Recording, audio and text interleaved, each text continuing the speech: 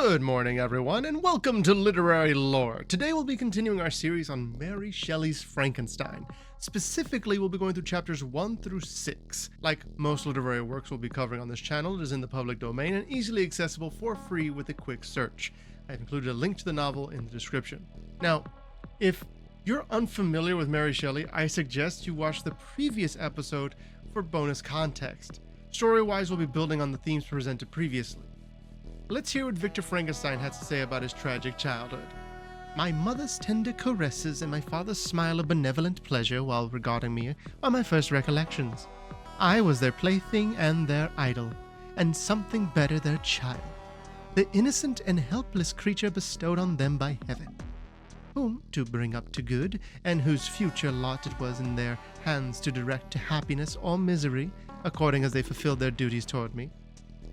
With this deep consciousness of what they owed towards the being to which they had given life, added to the active spirit of tenderness that animated both, it may be imagined that while during every hour of my infant life I received a lesson of patience, of charity, and of self-control, I was so guided by a silken cord that all seemed but one train of enjoyment to me.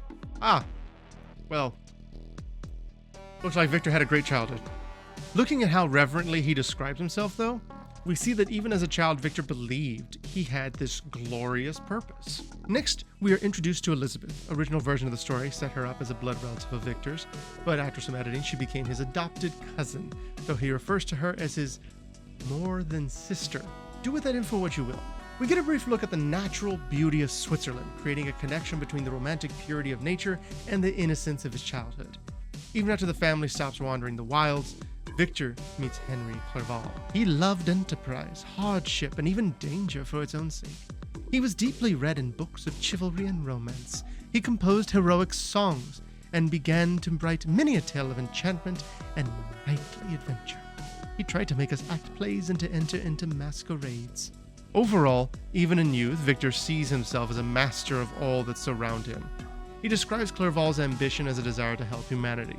Elizabeth was pretty and helpful. What did young Victor want? Well, he wants knowledge. Under the guidance of my new preceptors, I entered with the greatest diligence into the search of the Philosopher's Stone and the Elixir of Life. But the latter soon attained my undivided attention. Wealth was an inferior object, but what glory would attend the discovery if I could banish disease from the human frame and render man invulnerable to any but a violent death? Knowledge is a huge component of the story, and it's explored in a variety of ways. Here we see that knowledge is naturally equated with power. He craves power to control nature, and he's still a kid, reading all these philosophers' writings and becoming enchanted by the practice of alchemy. His dad sees this and tells him that the writings of Agrippa and similar alchemical works were already debunked and he's wasting his time. It is even possible that the train of my ideas would never have received the fatal impulse that led to my ruin. But the cursory glance my father had taken of my volume by no means assured me that he was acquainted with its contents, and I continued to read with the greatest avidity. So Victor essentially says that if his father were smarter, he might have listened to him and stopped reading those books. He could have avoided the path he's been foreshadowing, if only his father was a better dad. We know tragedy waits in the wings because of the frame story with Walton, but Victor is not taking responsibility for that. He deemed his future actions to be dictated by fate. The destruction is his destiny. In chapter 3, his mom dies, and with her final breath, she begs Victor to marry Elizabeth, which he is more than happy to promise. He putters off to Ingolstadt for university, where his love of alchemy is laughed at. Now, like many indignant teens, he doubles down. Those trying to teach him surely don't know better than him. Now, Victor finds himself completely alone. He has shown only contempt for those around him. He's ignored the warnings of his teacher. His family is far away, and he is preoccupied with his delusions of grandeur.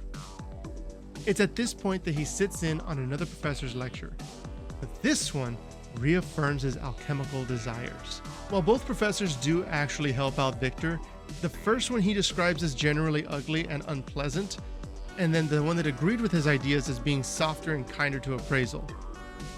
It's possible that yes, that is just how the characters look, but with everything else that follows in the story, I would argue that this is an example of Victor being an unreliable narrator.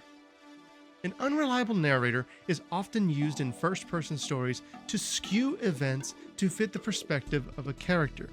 Obvious omissions or biased descriptions give the reader a look into the character's mind without the writer having to spell it out. All that is to say that Victor is convinced he is destined to do something great and resolves to use chemistry and anatomy for a grand project. He utilizes the expertise of the two professors to better his own understanding, but he quickly, again, begins isolating himself. Darkness had no effect upon my fancy, and a churchyard was to me merely the receptacle of bodies deprived of life, which, from being the seat of beauty and strength, had become food for the worm.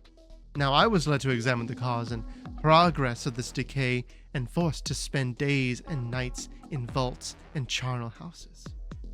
As previously noted, he was alone, but now he's ensorcelled by artifice. He is of a singular mind and reiterates that destiny had set him unerringly on this path. Instead of looking to the beauty of the landscape, he spends his days in cemeteries surrounded by corpses. He descends ever further from the natural realm until he unlocks the secret to reanimation. Secret that he can't quite remember the details to. He describes to Walton the materials he used to create a frame for his experiment. He lays out his methodology without divulging the specifics to save Walton from his mistakes. Despite the grim nature of his task and the fact that it would later lead him to chasing a monster across the Arctic, this is how he describes himself. Life and death appear to me ideals bound, which I should first break through and pour a torrent of light into our dark world. A new species would bless me as its creator and source. Many happy and excellent natures would owe their being to me. No father could claim the gratitude of his child so completely as I should deserve theirs. Pursuing these reflections, I thought that if I could bestow animation upon lifeless matter, I might, in process of time, although I now found it impossible, renew life where death had apparently devoted the body to corruption. So yeah, he's gone from a spoiled rich kid to having one of the most impressive god complexes I've ever seen. Reading this in the 1800s would have most likely immediately set off alarm bells in a society where Christianity permeated it so thoroughly. This man doesn't want to just play God, he wants to be God. He points out that no father could birth into existence a species such as his. He's absolutely mad, and I love it. Obviously, hubris of this level is going to have ramifications, and, beyond the parentheses, he still holds himself in such high regard. I'd also like to point out a symbol that we'll run into quite a bit over the course of the story. Light, and by extension, fire. You see, when a person is enlightened, they have learned something. When a person has an idea, a light bulb pops up on their head. Light and knowledge are inextricably linked. I haven't mentioned it yet, but the book is not simply called Frankenstein. Its full name is Frankenstein, or the Modern Prometheus. Prometheus is a titan from Greek mythology. He has a few interesting bits of story that parallel Victor, but two of the major ones are, first of all, creating humans from mud, the popular divine method, and the act of giving fire, and the knowledge attached to it, to mortal. Over the following months, Victor wastes away in his pursuit, becoming more ghoulish himself as he works to bring the dead to life. But at last he succeeds, and the stitched-up 8-foot-tall creature comes to life. How can I describe my emotions at this catastrophe? Or how delineate the wretch whom with such infinite pains and care I had endeavored to form? His limbs were in proportion, and I had selected his features as beautiful. Beautiful! Great God, his yellow skin scarcely covered the work of muscles and arteries beneath. His hair was of a lustrous black and flowing, his teeth of a pearly whiteness, but these luxuriances only formed a more horrid contrast with his watery eyes that seemed almost the same color as the dun white sockets in which they were set, his shriveled complexion and straight black lips. Horrified, he runs from his creation and hides in his room, eventually falling asleep. He dreams of Elizabeth, but it quickly becomes a nightmare as she morphs into his dead mother. But the nightmare does not end when he awakens. By the dim and yellow light of the moon, as it forced its way through the window shutters, I beheld the wretch, the miserable monster whom I had created. He held up the curtain of the bed, and his eyes, if eyes they may be called, were fixed on me. His jaws opened, and he muttered some inarticulate sounds, while a grin wrinkled his cheeks. He might have spoken, but I did not hear. One hand was stretched out, seemingly to detain me, but I escaped. When he returns home the next morning, who should be there but Henry Clerval, good old Henry, showing up right after Victor's blasphemous birth. Henry was worried for his friend and showed up to check on him. This was fortunate since after this point, Frankenstein finds himself suffering from a severe nervous fever. But once his fever passes, Henry gives him a letter from Elizabeth. She expresses her deep care for Victor and mentions Justine, a childhood friend that has returned to home. She also describes his little brother, William Frankenstein, a precocious young lad. The picture of innocence. An interesting thing to note here is that this may be the only time we actually see Elizabeth's most distilled presence. We see that she has nice things to say of everyone, including Ernest, Victor's other brother that he doesn't really mention all that much in any meaningful capacity. Now, despite everything Victor did while in Ingolstadt, his family and friends are able to alleviate his miseries. He even goes on a hike with Henry, where the purifying beauty of nature heals him of his woes. We still have a few hundred pages here, and the creature has disappeared. So the question becomes, what horrid fate awaits our protagonist in the chapters to come? Next episode, we'll be discussing exactly that. I'll take a moment here to express a philosophy of mine. A good book or good media in general may give you the answer to a particularly imposing question. But great books do not give you those answers. Great books are not banned because they tell you what to believe. They are banned because they make you ask questions. A great book presents questions. Perhaps it provides suggestions, but ultimately it's meant to leave you with a desire to deepen your own understanding. So let's look into some of the questions presented here. From what we've seen so far, what is the role of a woman? We've seen 3 women so far. One of them is dead. The other 2 are described as generally pretty and pleasant, with one of them already being set up as a love interest. Consider that the narrator is Victor, and he is speaking to Walton. This is 2 men talking to each other. Consider, though, that the author is a woman, Mary Shelley.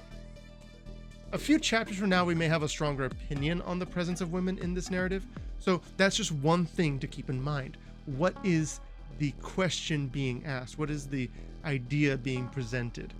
The next question is the question of fate. There's plenty of foreshadowing that Victor is on track to make a horrible mistake. But was it actually inevitable?